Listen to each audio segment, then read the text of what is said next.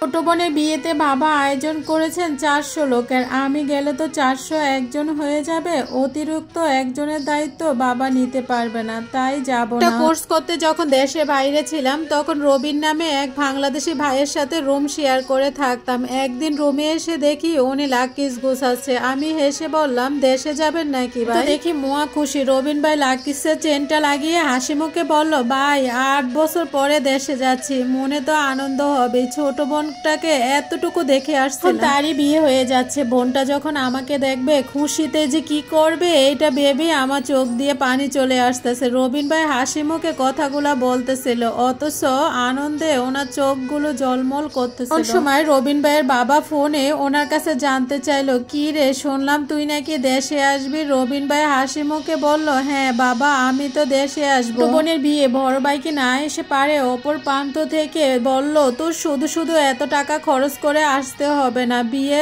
ঘরোয়া ভাবেই হবে। তাছাড়া নতুন জমি কিনেছি, টাকা পয়সা একটা বিষয় আছে, আসার দরকার নেই। বাবার সাথে কথা বলা শেষে রবিন ভাই যখন ছোট বোনকে জিজ্ঞাসা করলো, কি রে তুইও কি চাস আমি তোর বিয়েতে না আসি? ছোট বোন বলল, এমনিতেই বাবা অনেক টাকা খরচ করছে, 500 জন লোকের খাবার ব্যবস্থা করতে হচ্ছে, গরু খাসি কিনে এনেছে, এই অবস্থায় তুমি এত টাকা খরচ করে দেশে আসতে হবে না। রবিন ভাই ফোনটা রেখে থেকে কাপড়গুলো বের করছিল, তখন ওনাকে জিজ্ঞাসা করলাম, ভাই আপনি দেশে যাবেন না? চোখের পানি মুছতে মুছতে রবিন ভাই বলল, বাবার বিয়ে করছে 400 লোকের, আমি গেলে তো 401 জন হয়ে যাবে, একজনের দায়িত্ব বাবা নিতে পারবে না, তাই যাব না। সেদিন নিজ চোখে একজন প্রবাসীর কষ্ট দেখেছিলাম একজন প্রবাসীর সাথে তারই কাছের মানুষগুলো কেমন নির্মম আচরণ করে। সেদিন কাজ শেষ করে রবিন ভাই তার ছোট ভাইকে ফোন দিত, ফোন দিয়ে বলতো বাড়ির আশপাশটা একটু ভিডিও করে পাঠায়, কিন্তু ছোট ভাই বিরক্ত হয়ে ফোন রেখে দিত।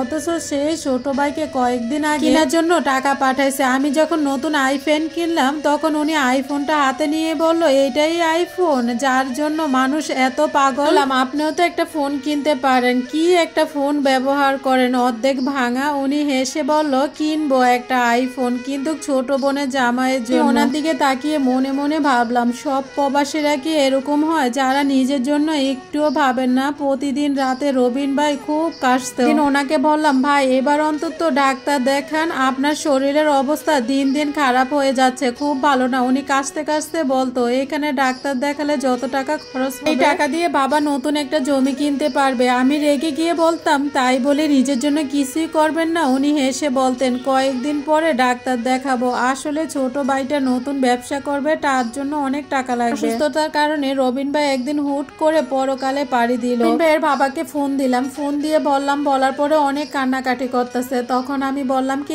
আপনারা টাকার ব্যবস্থা করেন, আমি লাস্ট 1 লাখ টাকা লাগবে। উনি আমতা করে বলল, এত টাকা? ছেলে জীবিত থাকতে দেশে আসতে পারলো না, তার লাশ দেশে এনে কি করব? তোমরা ওইখানে কিছু একটা ব্যবস্থা করো। এর মতো ভিডিও কলে আমার ছেলেটার একটু মুখটা দেখাও তো। আমার তখন ইচ্ছে করতেছিল ওনার মুখে থুথু মারি, যে কিনা নিজের সন্তানকে টাকা বানানোর মিশিং ছাড়া আর কিছুই ভাবতো না। ভাইকে ফোন দিয়ে বললাম, তোমার ভাই তো তোমার জন্য কত কিছু করছে, লাশটা নেওয়ার ব্যবস্থা করো। তখন ছোট ভাই বলল, আমার জন্য উনি কিচ্ছু করে নাই, তো ছোট বোনও দিল, আর এই ভাই বোনের জন্য সকল শখ আহ্লাদ এই ভাই বিসর্জন দিল। সামনে লাশটা পড়ে আছে, আমার মনে হয় এটা লাশ না, টাকা বানানোর মিশিং।